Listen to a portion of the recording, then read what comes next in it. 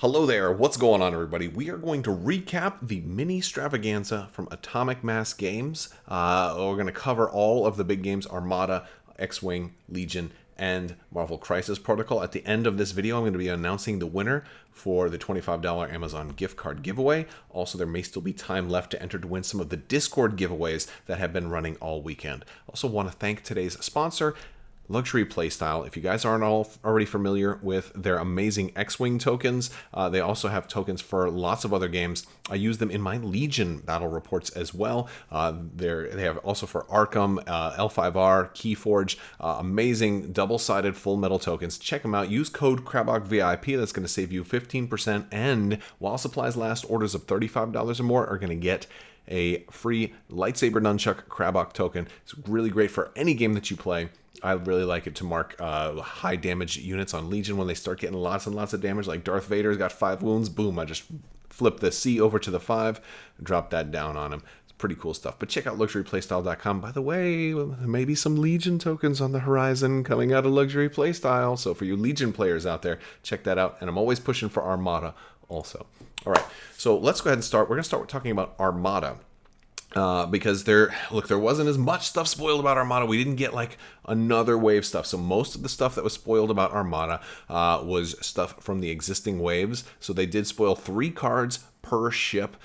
So we got an officer, we've got a commander, basically 2 officers and a commander, I think, per ship. Everything was faction specific. Look, Admiral Yularen's going to be kind of cool, and that he offers to allow ships that spend a token for activating a squadron. They can activate an additional squadron, and also he allows you to do some squadron repairing. Clone Captain Silver can really speed and slow down some stuff. And then our other Jedi Addy over there can allow you to kind of take some of your damage that you spent on one side, push it to another side, depending on how many tokens you spent for defense. So it's like almost like a little bit of a built-in kind of redirect type ability with some drawbacks to it also. But again, all of this stuff I'm going to be breaking down in an Armada specific video later on. But I wanted to give you guys the recaps right now. Also got a little bit with the Venator. We got to see some really good squadron support, kind of hinting that the Venator is going to be a really good carrier. If you haven't ever watched Clone Wars and known that Venators are amazing carriers,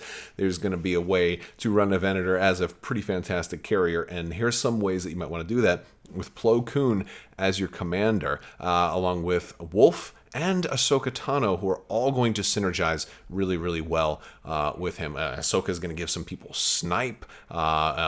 Wolf is going to give some people assault. So now you're going to be putting raiding tokens on there. Plo Koon can give you potentially an extra accuracy when your squadrons are attacking. All kinds of cool stuff. Again, we'll break all these down more as we get closer farther into the future. We're going to be looking at more stuff. These are all coming out next month too, so I'm really excited about this.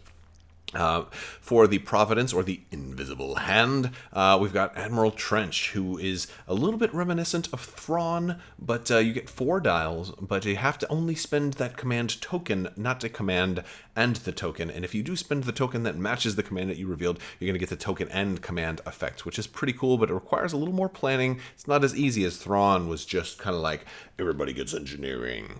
Trench is like, everybody gets engineering. Only if you had an engineering token and chose to do engineering with that token and no dial to go with it.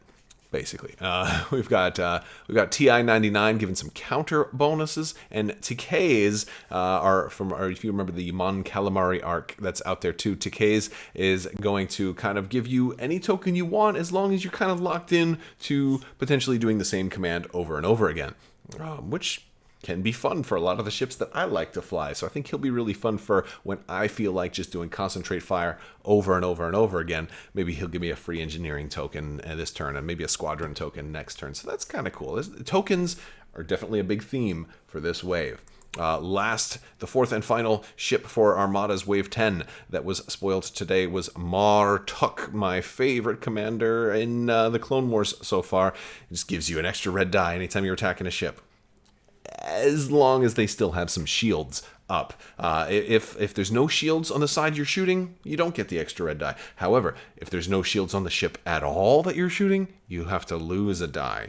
after you roll dice, though. So you get to roll everything first, and then you have to remove a dice. So maybe you get rid of one of your blanks. It's not that bad of a payoff. Like, the gain is certainly better than the cost.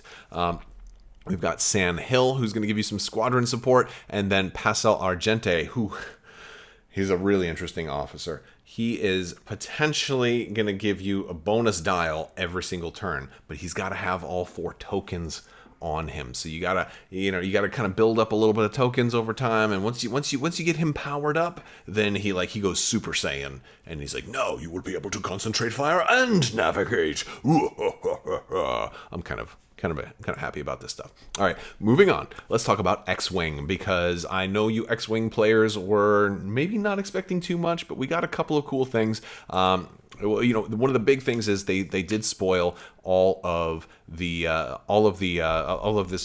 I think the remaining pilots. Also, look, they spoiled the Razor Crest. Just artwork from it, and we're going to talk more about that in an X-Wing video. Nothing is coming too soon about the Razor Crest, but they did let us know the Razor Crest is coming. So we got a lot of the other pilots spoiled. And some point costs. Ahsoka's 49 points, Sabine's 37, Ciena Ree is 48, Gideon Hask is 48, Captain Dobbs is 75, Hera in a B-Wing is 55, Hera in an A-Wing is 42, Wedge in an A-Wing is 35, Tapusk is 36, Kanan Jarrus is 40.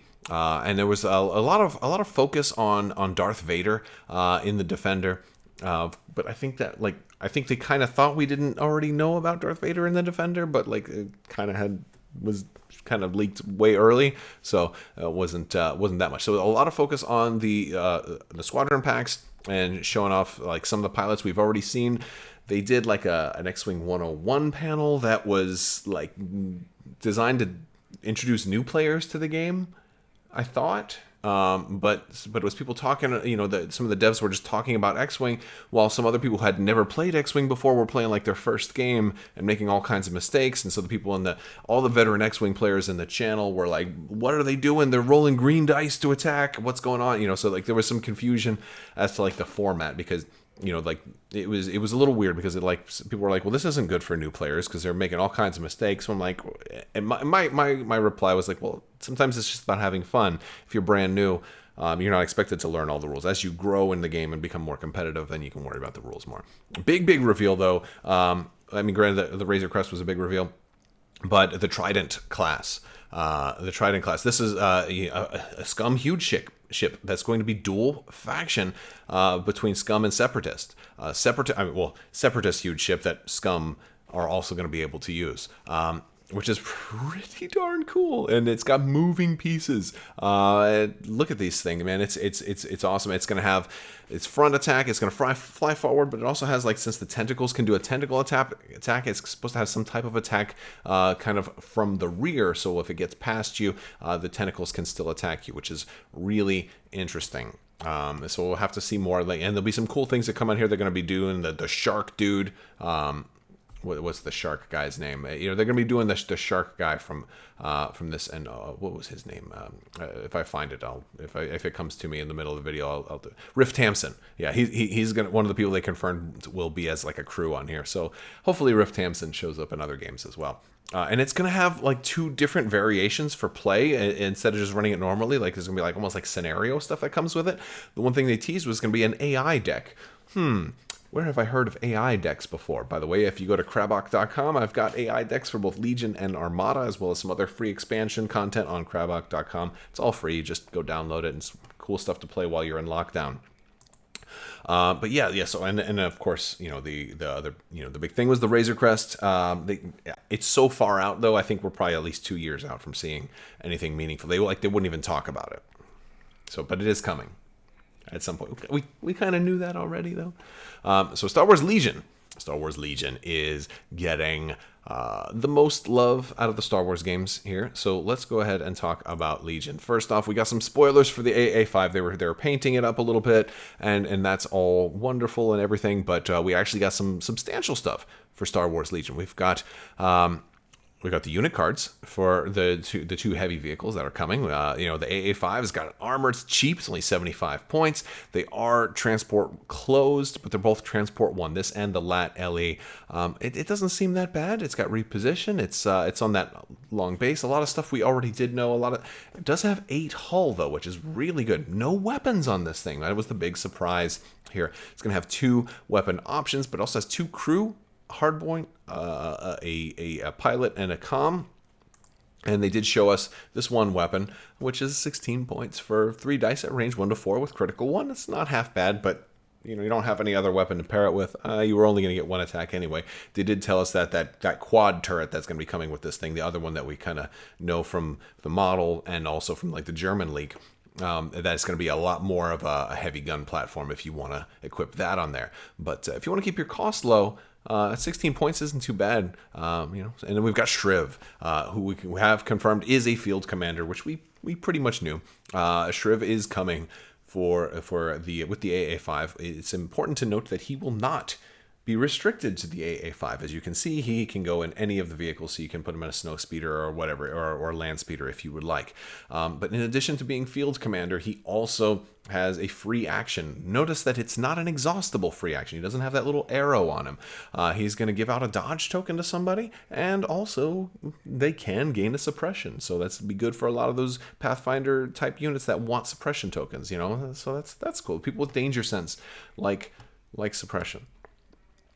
So also, we got look at the LAT LE dual faction pack, like they had said it would be, and it looks very, very pretty, all painted up there. I like it quite a bit.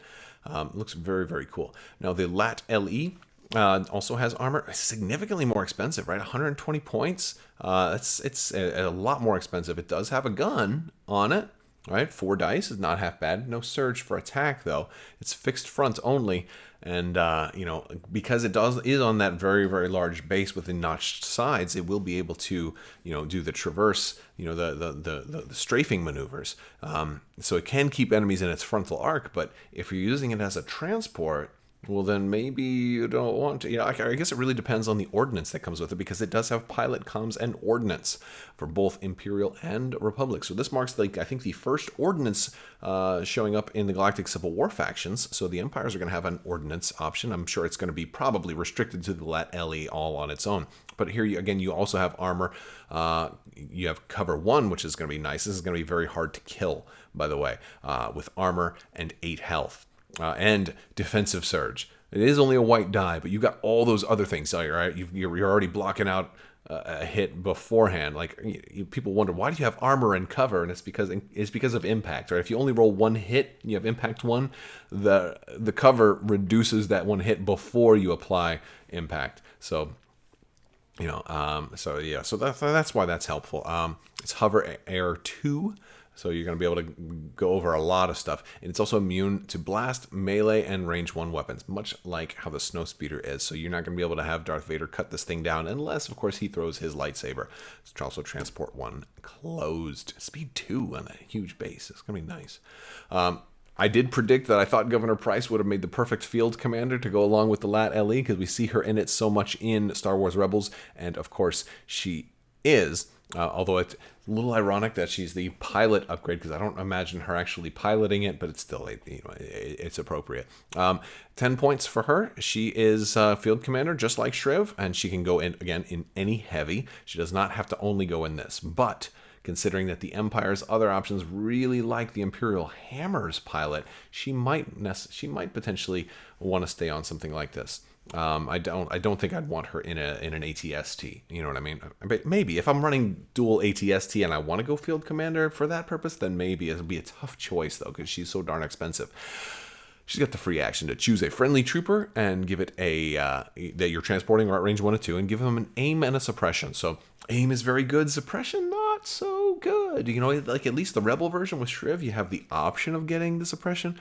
Governor Price is like considering that aims tends to be more desirable than dodges, the suppression was mandatory in this case. And I'm like, oh, okay, that's bittersweet. I like the design choices here.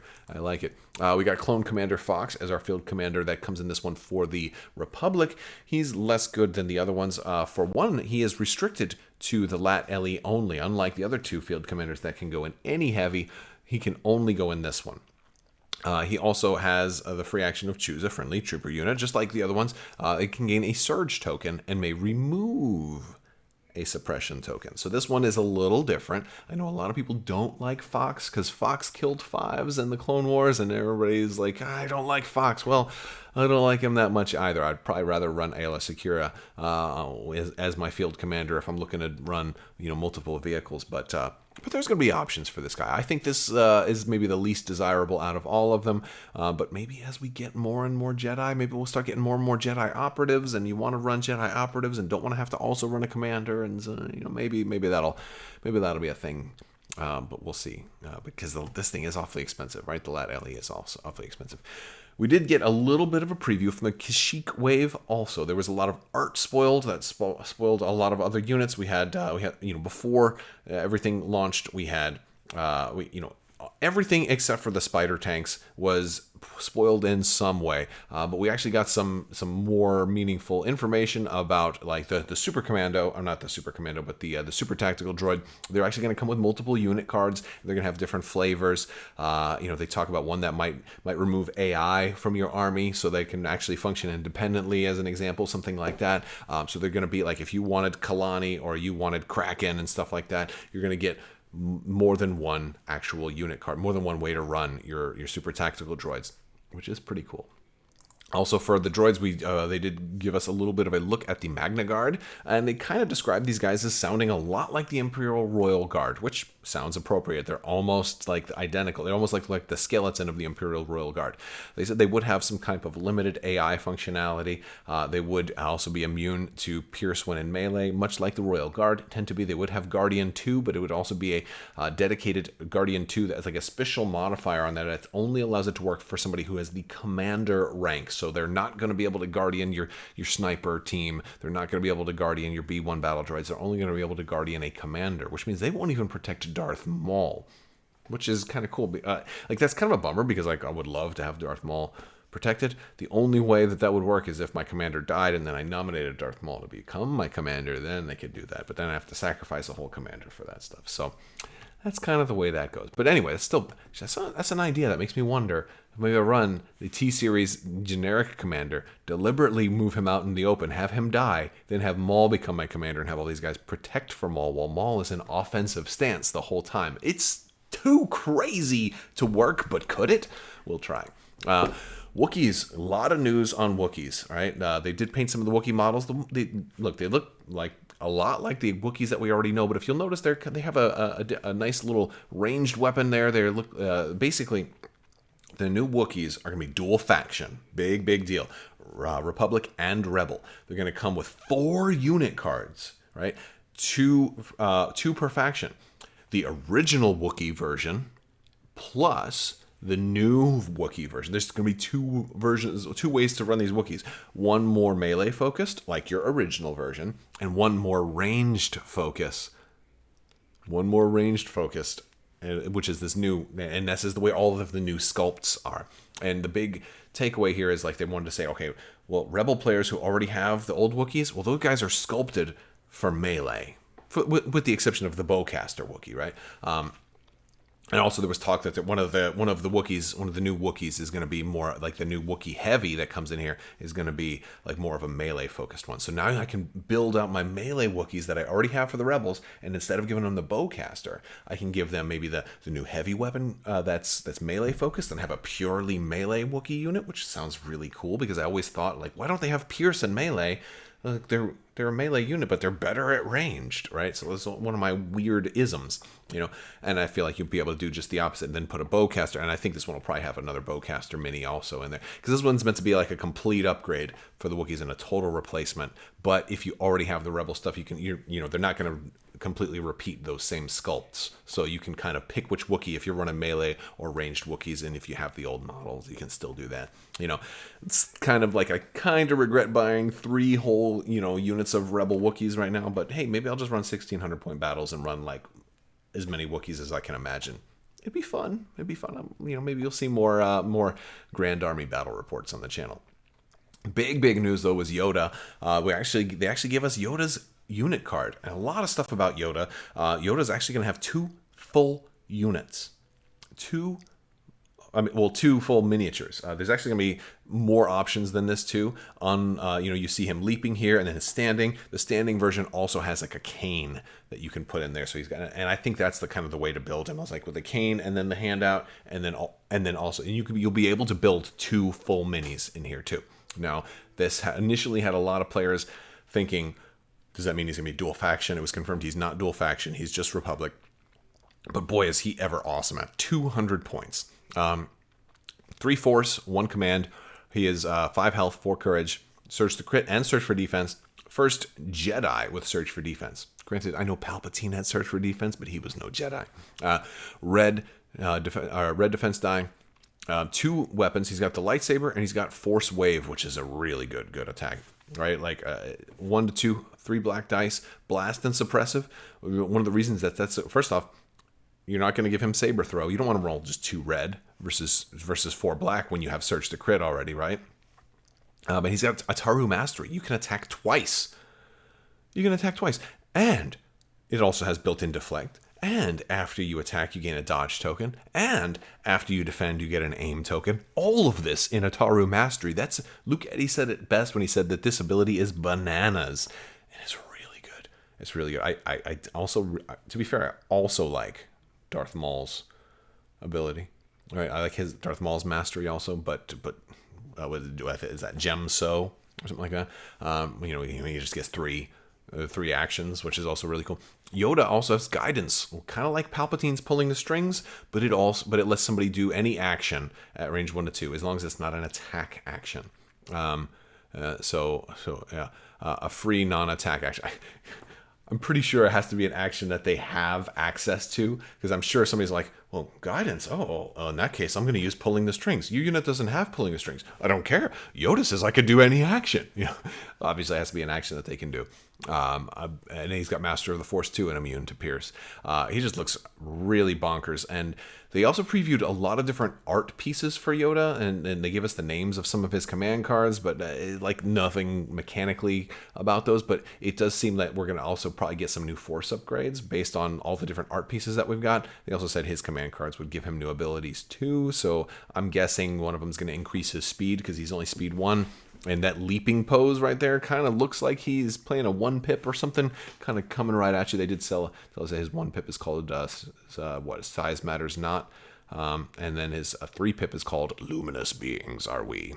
Really cool stuff. They didn't really give us details about any of the other things, the Persuader tank that's coming. Or the Fluttercraft, or any of the other stuff that we kind of know is coming. We really didn't get any details on how those will be in the game, so we'll have to wait. I mean, they're still almost 6 months out, so I'm sure people are already playing with Yoda in Tabletop Simulator now, because once you have the unit card, but then again, how good is it going to be when you don't have access to his command cards yet? It'd still be kind of cool to test out with only the stuff we have on hand now. He'd still be good, but this is still really cool stuff.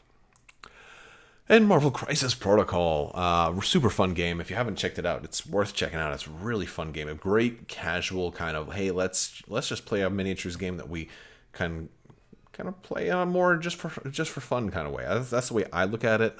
Maybe other people feel differently, but I think it's a really good game to enjoy yourself with and not worry about like, am I going to win a tournament with this list or whatever. I'd like to just pick lists that are fun. A lot of Spider-Man focused stuff. A lot of the Spider villains, and an all new amazing Spider-Man with a new base and a new leadership ability were previewed. Kraven the Hunter, Black Cat, the Lizard, and of course a new Peter Parker Amazing Spider-Man. This is Peter Parker, so you won't be able to use the other Peter Parker. But yeah, he's got some new tricks. as well as Carnage finally being shown, and Mysterio, and that's pretty cool. And they also surprised us with a couple other surprises during some of the painting streams where we got to get a cool look at Blade, as well as Omega Red, who just looks super good. Carbonadium coil. Logan, you cannot cut my vibranium, my carbonadium armor, whatever, you know. Omega Red was awesome. So, and that's just kind of a MiniStravaganza in a nutshell. They're going to be doing another one of these at the same time as Gen Con. So in September is when Gen Con's coming to be. I'm trying to find out if AMG is planning on having a physical presence at Gen Con or only a digital presence at Gen Con. Still trying to get more information on how all of the Gen Con stuff is going to go, but there'll be a lot more reveals then, and hopefully a lot less technical difficulties, because there were quite a few technical difficulties, but it's okay. They did a pretty good job. It's their first time doing this much streaming. We got to meet a lot of the new devs, or not really new devs. I think they were just people that were on the dev team for AMG already. I think the only new dev they had was Luke Eddy. Overall, I think they did a good job. They announced a lot of stuff. It was definitely more hobby focused than I was hoping. I was hoping for a lot more gameplay and a lot more like Star Wars news, and there was some, but not as much as I was hoping for. But of course I'm biased, so. But one of the things is, like, I think the big takeaways is I'm a little concerned with the lack of dedicated Armada and XWing devs. And they have Luke Eddy, who's really great for Legion, but all the folks that are working on Armada and X-Wing right now, which I think is just Michael Plummer, I don't know how dedicated they are on that. How much Armada and X-Wing experience they have, and and it sounded like they do a lot more of like community dev building. So rather than having one person that is like kind of an expert on this, they kind of ask everybody, and everybody kind of chips in. And to me, that sounds like a significant departure from the way things had been done before. So it has me a little bit nervous about the future of some of these games, at least as far as how they're going to feel. There's certainly no indication that they're planning on canceling any of these games, though, so that's certainly good news. It was definitely a very positive and fun-filled weekend, so big thanks to AMG for doing this. I just would love to get a little bit more optimistic hope of the futures of X-Wing and Armada. I think you at least gave us a lot more long-term hope for X-Wing. Armada didn't go anywhere past the stuff that comes out next month, though, so I'm really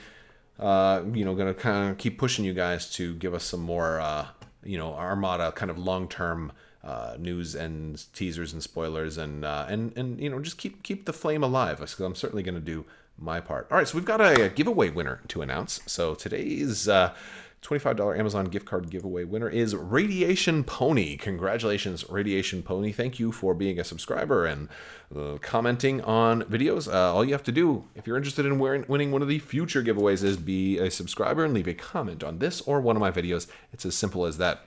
And if you want to know more, there's plenty of information down in the description below. Be sure to join Discord. We have great Discord for all of these games. Link is in the description below. Don't forget to check out all my social media links. They're all down there, as well as Crabbok.com for free content. Also Patreon if you're interested in supporting the channel that way.